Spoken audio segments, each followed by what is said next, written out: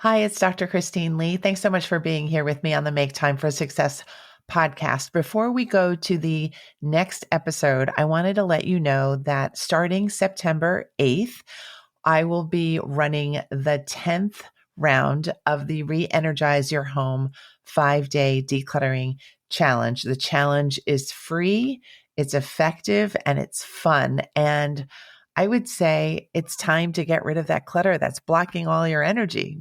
And we do this together and we do this successfully. So if you'd like to join us, please go to maketimeforsuccesspodcast.com/challenge. Again, it's maketimeforsuccesspodcast.com/challenge and send me your information and you'll be all set. See you soon.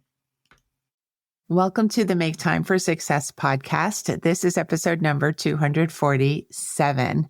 I think you're going to love today's episode. It's a conversation between me and my voice coach, Tracy Goodwin. This is a replay of a conversation that we had on her show, Captivate the Room. And she had me on to talk about the impact of physical and emotional clutter on the midlife woman and her identity, energy, and personal growth. And we also talked about her expertise, which is how to find your most powerful and authentic voice, literally and figuratively, and how you can use your voice to help you step into new opportunities. Tracy is a voice researcher and coach, and she's the creator of Psychology of the Voice, which is her unique method of getting to the core of a person's internal voice psychology and assessing external sounds that are repelling, misrepresenting, and costing people 30 to 90% of their potential impact, influence, and revenue. Tracy really makes the invisible visible so that you can get to your next level in your relationships, businesses, and your overall success. Tracy is an amazing friend, human being, and leader, and I can't wait for you to get to know her better in this episode. I'm very grateful to Tracy for the conversation that we had. Let's go.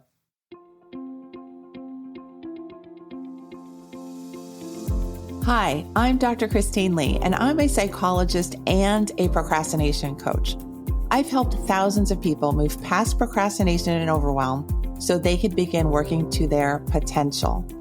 In this podcast, you're going to learn powerful strategies for getting your mind, body, and energy to work together so that you can focus on what's really important and accomplish the goals you want to achieve. When you start living within your full power, you're going to see how being productive can be easy and how you can create success on demand. Welcome to the Make Time for Success podcast.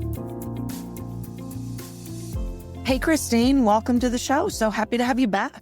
Hi, Tracy. Thank you for having me back. Really great to see you again. And I can't wait for this conversation. Yeah, can't remember if you've been on once or twice. I believe I've been on twice. That's what I was thinking. Okay. All right. So I normally have people introduce themselves, but because you've been on the show, I talked about you a little bit in the intro. And so I'd love to just dive straight in because I know there's so much we always have to talk about. And I want to start with this. We had a great conversation before I hit record. I always think, I should have been recording that because I could plug it in. But I want to start with this connection that we were talking about around clutter is just a mask for everything else. So I'm going to let that be your diving board to just tee that up, and then we can go from there. Terrific. Tracy is referring to physical clutter. And of course, there are lots of other types of clutter, which I also like to talk about and think about and help people with. But physical clutter is, I think, a widespread issue, a widespread phenomenon. And several years ago, a bunch of my clients around the same period of time were requesting that I help them with this particular issue. And I very quickly said, this is the wrong person you're asking because I too happen to have clutter, some trouble with clutter, some resistance to dealing with clutter. So I really just was being honest. And then the requests kept coming and I just said, well, why not? Right? I can't really hurt anybody by doing this. So I put together a quick 5-day challenge with really just what came instinctually. What would help people to get out of a stuck place, which is my specialty, and what would help people to actually move the clutter, which became my new subspecialty, literally getting people to put their hands on the clutter. And the challenge worked beautifully from round 1, which was lovely and a nice surprise. But I learned so much about people from dealing with this topic and doing it in a group challenge, because people were letting go of clutter from all different areas of their homes, but also all different phases of their lives, some 30 and 40-year-old clutter, if you can imagine. I'm thinking it's dusty, it's heavy, it's emotionally heavy. And I'm just seeing people do this, mind you, within the space of 5 days. So it's really kind of mind-opening. What is going on for people that they just needed the tiniest bit of information? Maybe they needed to get online with a community of strangers. Maybe they needed to feel safe, but it just opens up all these other areas of exploration that aren't just about clutter. And that's why I call clutter a type of mask. Like you say, there are different voice masks. I think there are identity masks hidden in the clutter, because people really find their energy when they deal with their clutter. That's the number one, I think, biggest result, and the positive result, because typically the complaint people have is they don't have enough energy left over to deal with things they want to, like the clutter. So oftentimes it's not total avoidance of clutter, but there's no energy, or there's no feeling of enough energy, or they're worried that the clutter is actually going to be additionally draining, which it can obviously be, because it's your old life, it's your old identity, it's that old job, it's that old lover, it's all the old things. But that's a problem too, because if you've got all that old life stuff grabbing at your attention, asking for your space, not going anywhere, what does that do to your energy, your present day energy? It keeps it divided, it keeps it sluggish, and it keeps it stagnant. And those typically are not words that we like to associate ourselves with if we can help it. I think that's fascinating. And I think the most fascinating part of it is the way you referenced identity, because that's the whole voice thing. Our voice is our identity, and we're covering up our identity. So I want to dig a little deeper in this, because I want to fully understand it. So when I keep the baby clothes from 24 years ago and I have 9 crates of it, there's a part of my identity that I have locked in that. Is that what you mean by that? I would say yes. I would say yes. Because part of your present identity is of the owner of 9 boxes, honestly. And if you got rid of, let's say, 8 of those boxes, just for hypothetical thinking, your identity would shift. You would really, I think, it would change, because we change like that. We change moment to moment. We change because we think differently. We change because we choose differently. And I think we undervalue those kinds of shifts, and we overvalue things that are kept in boxes. And do we think we need it? Is that part of our struggle to let it go? Many people tell me they worry and they believe that they're going to, these are things that are needed. And very recently, I've started to coach and teach that may be true. But in the meantime, you could give it out, loan it out, donate it out to someone who's actually going to use it. And then you get to see what it feels like to experiment with that open space in your heart, in your brain, in your energy. And I think, again, we're discounting the value of that. Yeah. Why do we feel like we need all that stuff, Christine? We're stuff collectors, right?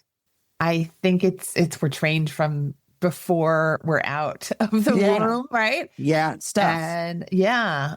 And I know years ago there was someone I knew who was kind of interested in the gender reveal phenomenon, those parties. And it really was figuring out the gender so that you could get the stuff, which is interesting. Yeah, it's a happy occasion. And of course it's a miracle process, but it's also about buying the stuff. Yeah. And so right away, human life is associated with the stuff. Yeah. And what color and our attachment to the stuff. That's where the energy comes in, because we can give attachment to anything we can put a thought to, anything we see, which is why they have a tip when you're going shopping, don't touch the stuff, because once you touch something, you feel it's yours. There develops an attachment. Huh. So we've touched all our stuff. We've already identified and pulled in stuff from the universe into our homes. We're attached to it. And then nobody teaches us how to detach from stuff. So we all know 100% how to want stuff, how to crave stuff, how to envy other people's stuff, but we don't know how to throw stuff away. Yeah. And I just had to realize that for myself too. I'm actually anti-stuff. And so I really don't have 9 boxes of baby clothes. I have one Great. that I, could probably get rid of. But I was raised by the knick-knack queen of the world. And I mean, everything. But where I struggle is, like, I was given my grandmother's antique table from the 1920s. Do I really want it? No. Do I keep it out of obligation, guilt? I should. I don't want to regret it. Does all that play into stuff and identity and feeling and emotion? I mean, it's all of it, right? I think everybody who's listening heard it in your voice, because your voice got lower. Yeah. And deeper and more serious. Yeah. Which is interesting, because this is not my area. This is your area. But I absolutely heard the difference in the way you were talking about the table, and the obligation is heavier. It's literally heavy in your life. And what's so fascinating about that table, not that we're doing this deep dive on psychology, but it also used to burn me up that my brother would say, that is garbage, get rid of it. And so there was this piece of, don't tell me what to do. I'm keeping this thing just because you told me to get rid of it. So there's so much tied up in stuff, isn't there? Yep. And that's just because he said something. Yeah, totally. I would have gotten rid of it until you told me it was all broken down. Yeah. Now I'm keeping it until the day I die. I'll pay $5 million in a storage unit. And maybe he knew that was exactly the thing to say to tick you off. And there may have been no other thing to do to tick you off. He just knew. Right. And so you said something earlier, and I don't remember exactly what it was, but it was about change. We're all changing, we're evolving, and yet we want to keep these things. Yeah. My area of focus recently is midlife and beyond. So because that was the group of women who were coming to me, and I couldn't explain why, but I just said, okay, let's go. There's a lot for me to learn about current and future me too, in working with this set of ladies. And what I realized was that psychological development and emotional development is constant. It does not stop after young adult stage. And I don't think we hear much about the stages beyond young adult stage. There's a recent uptick in menopause conversation, but then there's also, problems with information and resources for women of a certain age, but that's a whole other issue. But I do think I realized, wow, there are just so many developmental issues that midlife women have to face, including what's happening with their nest. Is it empty? Is it not empty of children? Your parents, are they healthy? Are they nearby? What kind of responsibility do you have towards them, their care, their finances, their medical visits, their property, the stuff they left behind when they left the earth? All this stuff, layers and layers, and every person has a different variation. But I do believe that every person that I've been working with has so many different layers of responsibility. It's energetically really overwhelming and life overwhelming, because in midlife, there's also no guidance counselor in the school. There's no school. There's no steady source of regular trained support.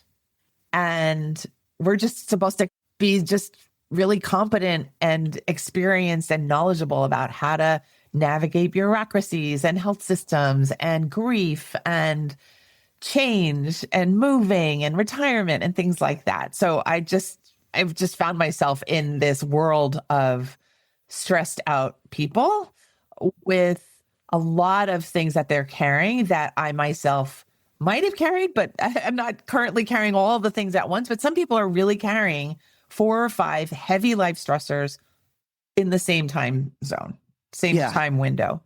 Yeah. And every piece of it requires a voice piece. Yeah. Which will link in here. But I want to go back and ask a question for a minute. So all these women in midlife, were they asking about clutter? A lot of them were. Yeah. But it just happened to be the consistency was women in midlife dealing with clutter and then dealing with, in a way, I think, and I don't want this to be taken as a negative at all, because I don't mean it as a negative. But would you consider all these external things clutter as well? I have to deal with the empty nest. I have to deal with finding the ways of the pit. Like I think of it as noise, not so much clutter. But is that the same or no? I don't tend to think of those things as clutter. Okay. I think the thoughts that are attached to those events, like emptying your nest, can be mental and emotional clutter. So there are, I think parents, I'm going to include the men here, really have all different reactions to their kids leaving for college. You see it right around now is the time when we're seeing the social media posts. Some people are talking as if they do not know how to function going forward. And then others are partying and are, they've already booked the vacation and they're already feeling free. And of course, everybody's allowed to have their reactions. And we have to check to see, are you still personally operating within your own full story of your life? Yeah. Okay. So as a psychologist, that's what I'm looking for. Are people impaired somehow by the beliefs that they're holding? That's what I'm naturally drawn to seeing and hearing and listening for. And of course, we do that to ourselves because we block ourselves, as you know, from things that might be really great for our lives all the time. Yeah. Fear, confusion, distress, overwhelm, lack of time, bad boss, all these things could lead to you sabotaging your happiness.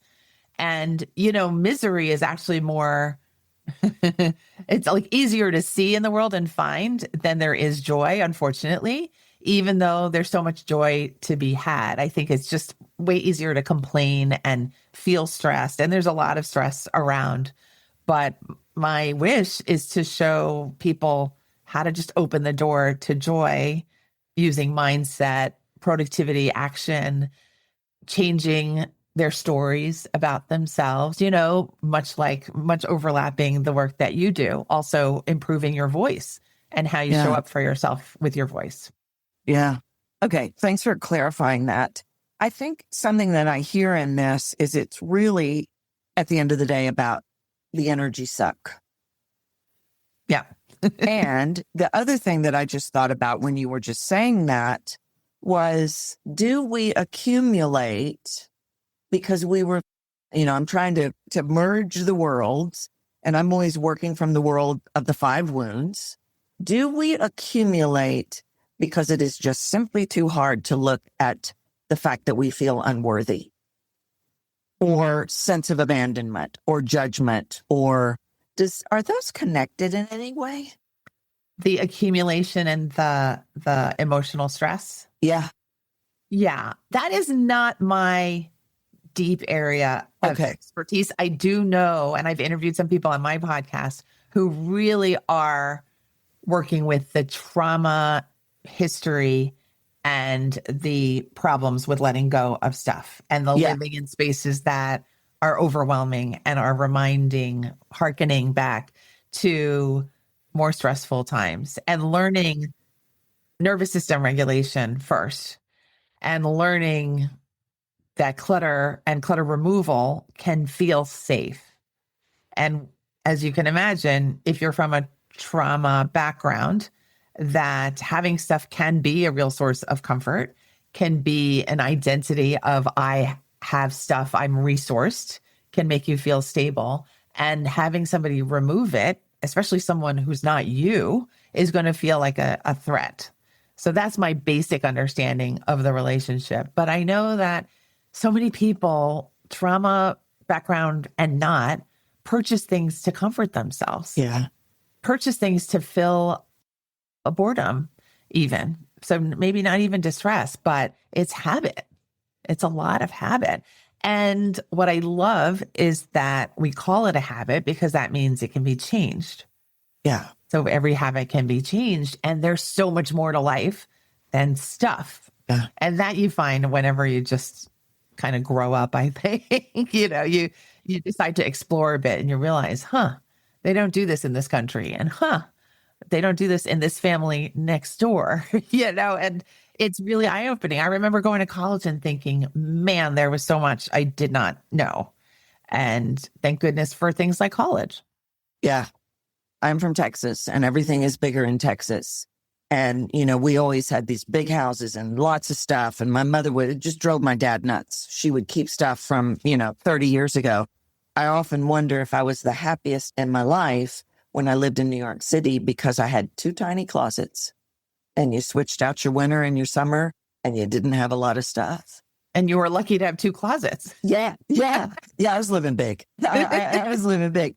Well, okay. So let's go back to these women that all this midlife stuff, all these demands. We've got the parents, we've got the empty nest, we've got all of this.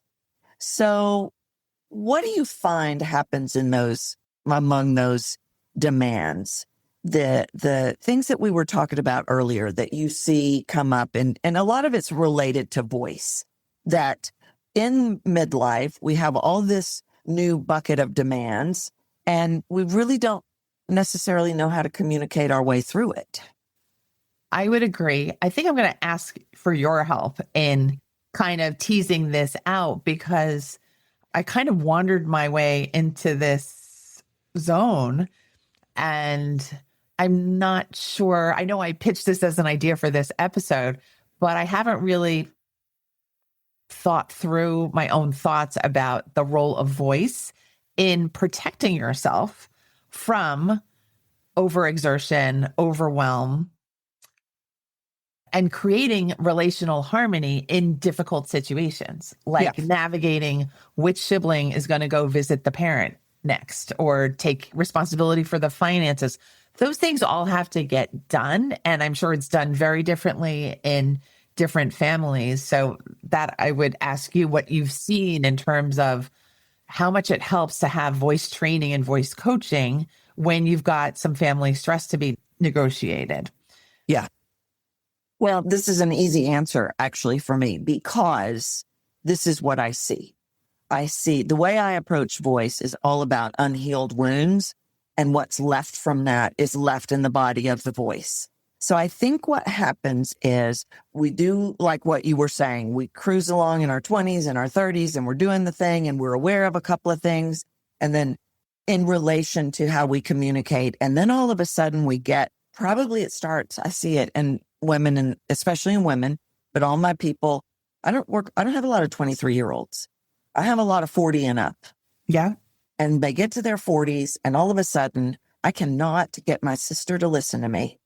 I cannot go tell that doctor to shut up, and we're not doing it that way. I cannot stand up to my ex-husband, and they realize that they never had a voice. And it comes crashing in that they were never heard. They were never seen. They never could set a boundary, or they struggle to set a boundary, or they talk too much, or they talk too little. So all of a sudden, this opportunity has evolved to recognize some of my relationships suffer because I can't say the thing. And honestly, Christine, this was the truth for me. Everything I created because I needed it. So I was probably in my 40s when I realized my sisters could not see me beyond 1973. And I had to communicate differently in order for them to hear me and see me. And I kept trying to communicate the same way we had always communicated. Yeah. And thank goodness you had that realization and you went with it. Yeah. I know I have benefited, and so many of my colleagues have, from you, and so many people in this audience. And I think you really painted the picture accurately, that this is why people get into therapy, by the way, is because their former habits and strategies and ways of communicating are just not getting the same results, or they're getting worse results all of a sudden because they're older, because they've maybe risen in status, or their job responsibilities have intensified, and they just need deeper, richer resources from within. So we're talking tools and skills, but it really is that kind of energy, power, trust, belief in yourself kind of energy that you and I are both trying to talk about. And the voice is that representation of that, reaches the other person, definitely, right? The hopefulness, the ambition, the idiosyncrasies that we all carry, that gets felt and seen eventually. But the voice is your tool. Yeah. The voice is your master tool, as I've learned from you, of course. Yeah. It's the vehicle for sure. And so now we're in these, like you were saying, we're in these scenarios that we've never had to be in before. Mom's in the hospital. I've got to talk to the nursing home. I've got to, it could be any number of things. And then we have this sudden or even the empty nest thing, talking to your children differently, talking to your spouse differently, because a huge portion of what your life was centered around is gone. And I watched that happen with my parents. My mother thought she wanted my dad to retire. And then he came home. And now it was like, the way she spoke to him was just abysmal. But that really can be tracked all the way back to something that was never healed in relation to her using her voice. She talked to him that way because she operated from a place of, he's not going to hear me. Yeah. And that's where the core belief structures everything that comes after that. Yeah. What she saw, what she perceived, how her voice came out. You taught me this stuff when I told you about a recent speaking event that I did. And then I saw my voice kind of bringing the old habits back in, like using the word just and using the word right when I didn't want that. And I don't like hearing that. But you said that was because you were in a situation that was an up leveling for you, and it brought back the old protective tricks that your voice was going to do. And I just, that was immediately registered in my body as the right answer, right? And there I did it again. And I love the examples that you're giving, because we have realizations all the time. We feel it in our body. We hear it in our voice. We hear it when our voices comes out, and we have no idea why we use that inflection, or somebody reacted to us in a weird way and we didn't mean it. The evidence is everywhere. And yet in midlife, the danger is that you're so overwhelmed by these events and overwhelm and overdoing it and not taking care of yourself and not sleeping, that you miss the cues that this is the time to speak up, right? That frustration that you feel, the voicelessness, the irritability, the awkwardness, any of those things you Yeah. could read as, oh, let me pause and figure out what is going on right now. What is it that I need? What is it that I reacted to? Why did I get so hot all of a sudden? Yeah. Right? And there I do it again with the right. I need more help from you, Tracy. And when you see it from a little bit of a detached place, that you can be super kind to yourself, because of course, midlife women need to be really kind to themselves. Then you have a shot at reading what the cues are, at asking someone for help, at saying, hold on there.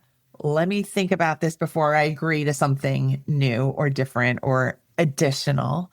And that kind of detachment is very healthy, maybe brand new for people like your mom, and can be game changing. It can Yeah. literally change how your schedule feels across the week. Well, and I think people also realize with these things that are coming at them now that are new, that they realize, oh, wow, I've never been able to say no. Oh, wow, I didn't realize I was a control freak. So there's opportunities now that maybe didn't exist before because we were existing differently, that now give us opportunity to see the places where our voice has betrayed us, see the places where we're not being heard, really look at, oh, wow, I don't know how to communicate with this person. I'm intimidated by them and I'm giving all my power away. Where prior to this, maybe we didn't notice or we didn't see or we didn't look. But in this conversation, I'm really thinking about, and I've not thought about it before, but does that become the catalyst for that comfort buying? What becomes the catalyst? Well, my sister doesn't hear me, so I'm just going to run over to the mall. Yeah. I don't think we need that many excuses to go to the mall. Yeah. Doesn't have But to be that deep. But I do think in midlife, it's important to be careful about these choices, because guess what? When you go to the mall, guess what you have? More eventual clutter, more future clutter. Some of the most powerful social media content around clutter is what comes to mind is this one woman facing filled garbage bags of stuff. And in the background, there's a voiceover that says, I just think this all used to be money. It's very powerful. Yeah. If you're feeling short on finances, if you're feeling like you're working too hard, look around you and see, where has the money gone? And we have a say in all of this. Everything is connected: our voice, our finances, our identity, our future selves. And when we say, okay, it's time to become the boss of this system, that's when everything can shift. Yeah. Your voice, your opportunities, your peace inside your heart, because you can say, I give up the need of being validated by everyone and their sister. I just do. And you, way back when, said, I give up the idea that I need to be the same Tracy that I've always been with my family members. And that started everything anew. Yeah. I want to jump back to something you said a minute ago about the web. You didn't say what it was. Maybe I'm not supposed to say what it was. It's okay if I say, okay. And there's always these level ups. This is something we were talking about. I said, you want to know who's getting a divorce? I can tell you. You want to know who is struggling financially? I can tell you. I think we have these level ups vocally, and it's not that the work wasn't done, the work didn't stick, but I think it's always this evolution of leveling up. Yeah, you're fabulous. Oh, but hold on, this affected you. Oh, you're fantastic, but hold on a minute, this got in the way. And so we're always looking for those outside things that make us wobbly for a minute. And I think that's exactly what happened. And the right thing, we can even pay attention to what's happening societally. and it comes in our ears. And now all of a sudden, everybody's saying right constantly. It can be a psychology of the voice thing, but I think there's a piece of voice, and there may be a piece of clutter as well, that as humans, we're always wanting to be a part of the tribe. Yes, absolutely. We know that. Yeah. I know I'm very much like that. I'm always about the social group and the people and getting more people into the tribe. Yeah. Yeah. And that's that concept of keeping up with the Joneses. We buy stuff because the neighbor has it. We buy a new backdrop because that really successful entrepreneur has that backdrop. And I think we do those things vocally as well because we want to belong, we want to fit in, we want to be a part of something. And I think those are really connected. You just made me think about this webinar that I did. So Tracy mentioned it was for WebMD. So for me, it was an up level. I was really Big happy deal. to do it. It was the first webinar of a new collaboration between WebMD and Attitude Magazine, ADD, Attitude Magazine. And so I was very happy to be in this position, and I was prepared, and I had practiced the delivery one time. Yeah. And for me, that was both enough, but maybe not enough. And I was in between feeling great and calm and happy and curious whether I had underdone my preparation. So there was at least that level of anxiety in there. And midway through the presentation, I thought, I'm really doing this. I'm getting away with this. And then I started the right thing, maybe because of Interesting. fatigue or just wanting to be personable or anxiety. Again, like you said, it's, wow, I'm doing this and there's nothing wrong. So let me throw in something that I don't like people doing with their voice accidentally. Yeah. Well, and checking in, I have some remnant of imposter syndrome, or who am I to be doing this? Or, wow, I can't believe I'm doing this. Let me sabotage it, or whatever. It could be a remnant of anything.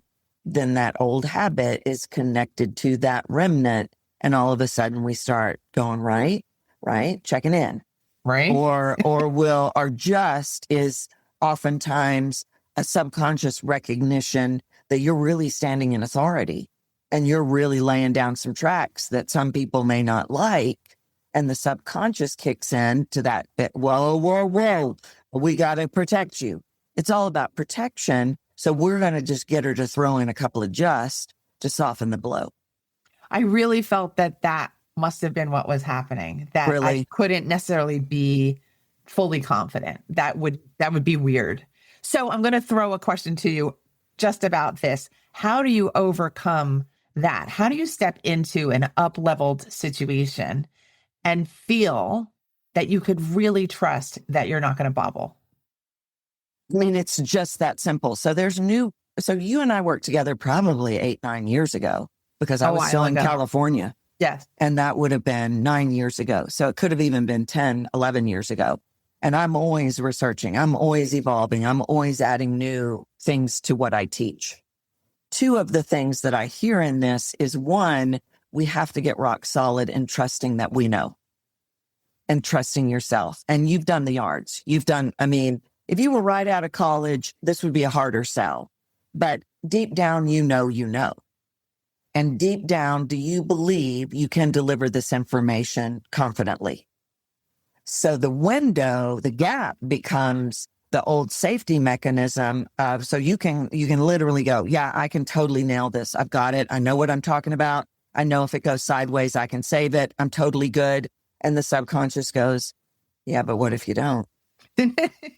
And then you go, yeah, but what if I don't? Yes. And so it's this literal, I am never questioning that I can't pull it out.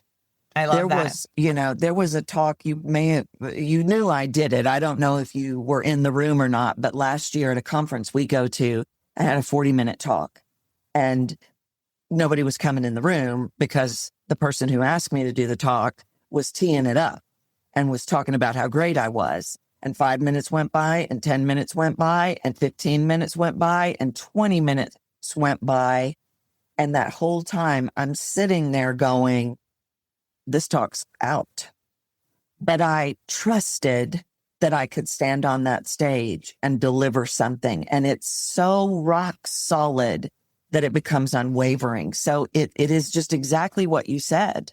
You've got the proof, you've done the work, but it's really the second piece of that trusting. And people bristle when I teach this. When I bring this into my groups now, it's the concept of owning your greatness. And I don't think anybody gives us a permission slip to own our greatness. They give us a permission slip to, you better not sound arrogant or like the B word. Mm-hmm. And I teach people to own the greatness. And I own that I know. There's no doubt in my mind. I know, and there's no doubt in my mind that whatever you throw at me, I will be okay. And that's how you do it. But we have to surrender that that's going to be arrogant. And that's the problem, is the subconscious intervenes and says, well, what do you mean own your greatness? You're going to get up there and be like an arrogant a-hole?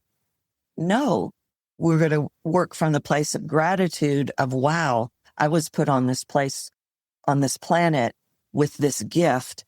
I can't wait to change these people's lives. That's what I mean by owning your greatness. Because the truth is, the whole thing could go sideways and you would know exactly what to do. And it doesn't matter if it's for the dog in the office when nobody's listening or the biggest platform you've ever been on in your life. You still know what you're talking about. I don't know. Does that give you something to work with? I love it. Thank you. Yeah. When you started with that piece, my mind went to, it's just really easy to think that it's going to go south. So easy. It's so easy. Yeah. Yeah. I call it the 50% rule. And I'm sure as a psychologist, you probably know some. I'm not the one that created this, is basically what I'm saying. But the way I look at it is, if there's a 50% chance it can work and a 50% chance it's going to go down the toilet, when it comes to using our voice, we're always going to pick the toilet. We just are by default, because that breaks the fall in case we do.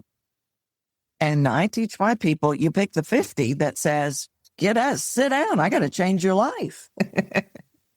Because you can pick one or the other, but the brain wants us to pick the safe one, which is, ooh, you better, I don't know, that could go bad. And then we're ready for it if it does.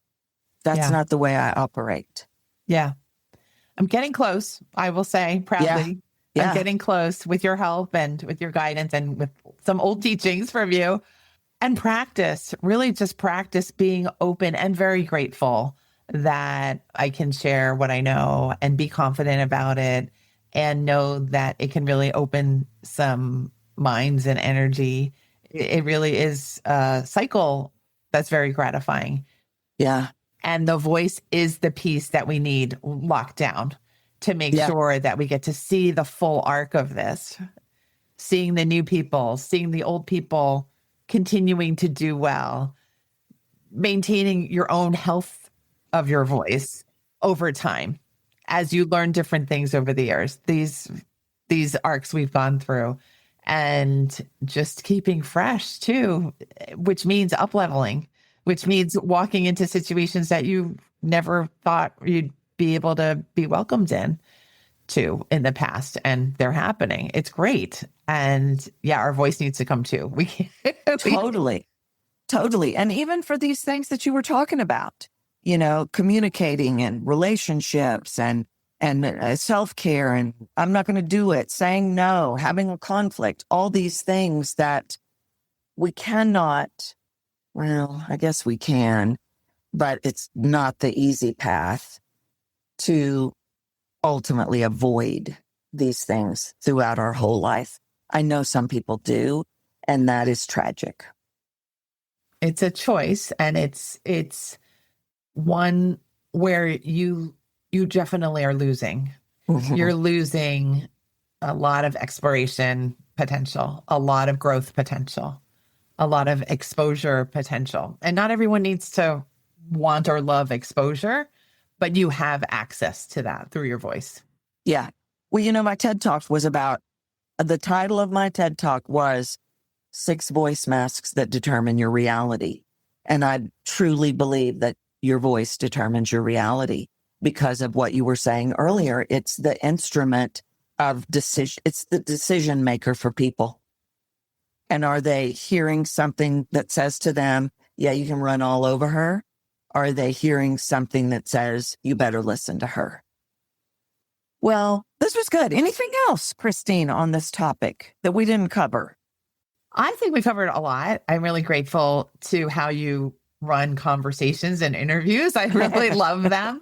I loved the last one. I remember that too. And I would just say a note of encouragement that that's really the underlying message, is that there may be bobbles in your voice and you may subconsciously be self-sabotaging and you might not think anybody's going to listen to you. You might be in that state right now, but our conversation today really reminds people that there's so much more out there that you have access to, that you could learn to access, that you could learn to let go of something holding you back so that you have a new space to explore whatever you want. It doesn't have to be linear or organized or structured or what your next door neighbors are doing. It could just be something new. And so if you're looking for new stuff, maybe check in with Tracy about your voice, take a challenge, clear some clutter.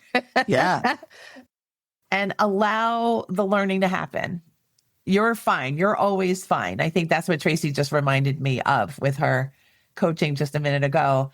We are all fine. And we need to make sure that we're representing that part of us, the 50% that has got it locked down. I love that. Yeah. Well, we'll put the link in the show notes to the challenge. When does it start? So I'm hosting the challenge. It's the Re-Energize Your Home 5-day decluttering challenge. And it starts Monday, September 8th. So come in quick, as it always does. And I do this challenge several times a year. This will be the 10th round. Okay. So it's really locked down. And I do 5 days of very quick tricks and tips and explanations for why these tricks and tips will help you get over the old stories about me and the clutter. It's not going to be that story of, oh, we don't like each other and we don't look at each other. It's going to be more like, okay, what do we do now?